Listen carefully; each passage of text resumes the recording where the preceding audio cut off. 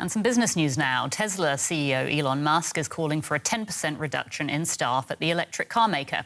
According to an email sent on Thursday and seen by Reuters news agency, Musk also called for a pause on all hiring worldwide, saying he has a, quote, super bad feeling about the economy. Tesla employs nearly 100,000 people, according to a US government filing last year. Musk now joins a growing number of business leaders warning about the risk of a recession. And we have our senior business editor, Ben Fazulin, here in the studio to break this down for us. Welcome, Ben. So Musk has this super bad feeling about the economy. Tell us more. Why is he feeling so bad? It's very Trumpian sounding, isn't it? It's nothing new to me. I mean, interest rates were about to start increasing and did start increasing in the US before the pandemic hit. And when the pandemic hit, it was clear, OK, interest rates are going to stay low, but sure, as soon as the pandemic starts easing, those interest rates are going to go back up, and that's what they've been doing. So you hear all about inflation now, about a possible recession, and you've got the Ukraine war, which has really thrown a spanner into the works as far as the economy, the global economy goes. So a lot of people are worried about that. Musk's comments did send US stock futures falling just before trading today on Wall Street. It's also adding to these worries that an aggressive policy tightening by the Fed could tip the economy into recession, basically.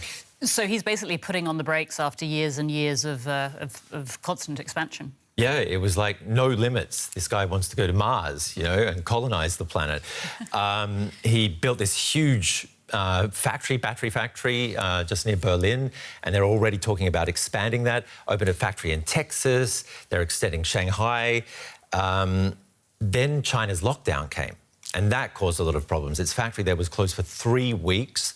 The second quarter's looking bad as far as sales go, and its share price has been in trouble since April. In pre-market trading, the share has fallen by 3.5%. Musk has really always been seen as a visionary, hasn't he? And yet, with all of this caution, he's sounding a little old school now. Yeah, very old school.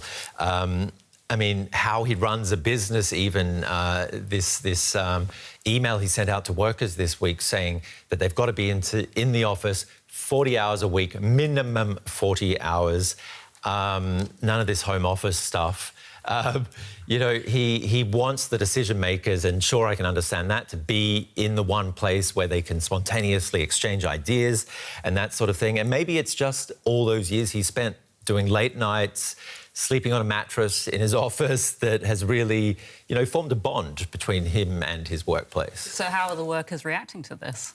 Well, I mean, I can understand if he doesn't want people to work for a company in their own four walls, next to a coffee machine all day, with a cat jumping around and a baby and whatever else. Interrupting. But, yeah, I mean, that's the harsh reality of it, and he's cutting 10% of the workforce, so those who don't like it can go.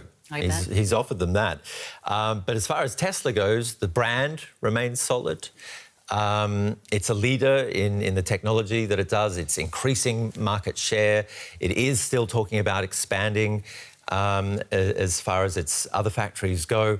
And it's going to be very interesting to see what the competition does in Asia, because many countries are coming up with their own electric vehicles and they're putting on the pressure. We shall see. Ben Fazulin, thanks so much.